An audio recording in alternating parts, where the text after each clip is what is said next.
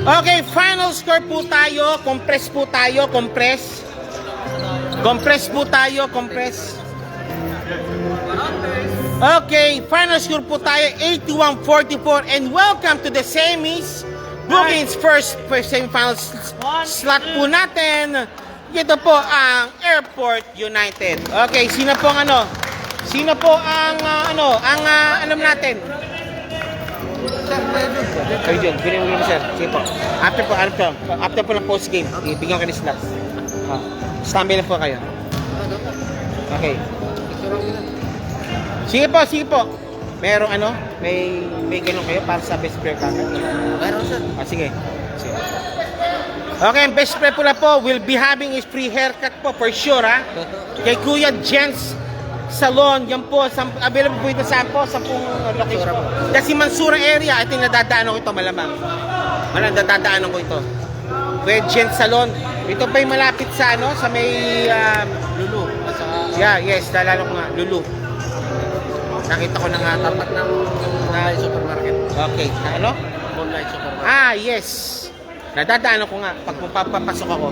Okay. Mamaya po tayong special video po tayo. Bitin Kuya Jens Salon. Sige. Okay, teka lang po. Sige. Okay, dito.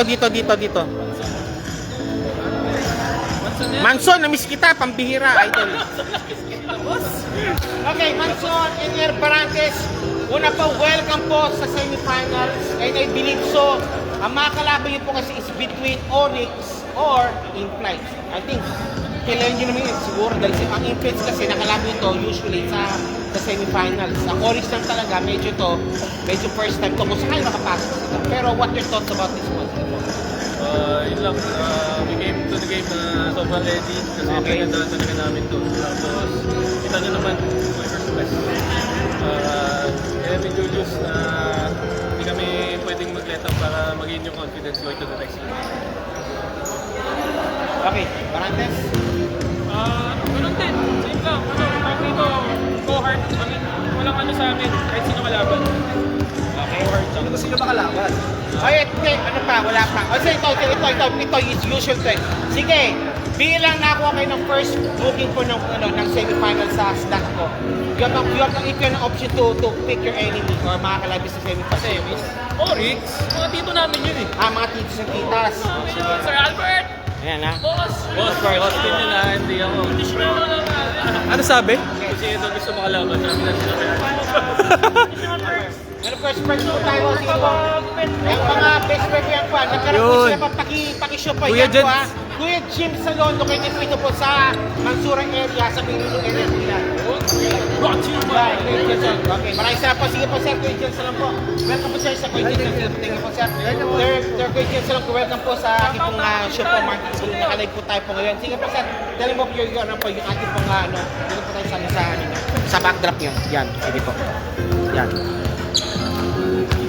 Yan. Kuya Jens Salon, good evening po sir. Tell mo about sir yung ating pong salon business po natin sir. Ito po ay iniban ko po kayo sa Kuya Jens Salon.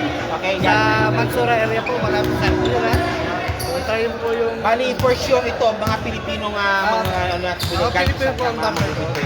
At the same time, aside from free haircut po yan, lahat ng style po, di ba? Ano pa ibang inanin po? May Mayroon po massage. na color, may massage. Ayan. Yung chair massage yun. Chair massage Wala po. pa po tayong Meron. wala pa po tayong Yung talagang okay, yan po ang manicure, pedicure din po. sa mga kapatid. Okay, sa mainland. Okay, and take na po. Ito mga ano po nila po is ano po yun. Aside from yung haircut po, meron silang ibang amenities po like yung manicure, pedicure, yung chair massage po. Yan, okay. Muli po, this is Kuya Jens Salon. Sige po, sir. Okay, thank you po. Ano po, sir? Saan po ang location po nito, sir? Sa Mansura. Ano po yung pinaka-nearest landmark po? Sa malapit po sa Almira Mansura. Almira Mansura area. Area. In between Almira Mansura and Dulu. Express. And Ang Moonlight. Yan, okay. If you know Moonlight stores or supermarket, that is the vicinity po ng Kuya Jens Salon. If you're having some haircut issues, sagot po ng Kuya Jens Salon. Maraming salamat po, Kuya Jens Salon. Thank you very much po. Sige po sir, thank you very much po. More power sa inyong business. Maraming salamat po. Again po, ito po ang Kuya Jen Salon. Kung meron po kayong problema po sa inyong buhok, sagot po yan po ng Kuya Jen Salon. Maraming salamat po. Thank you very much.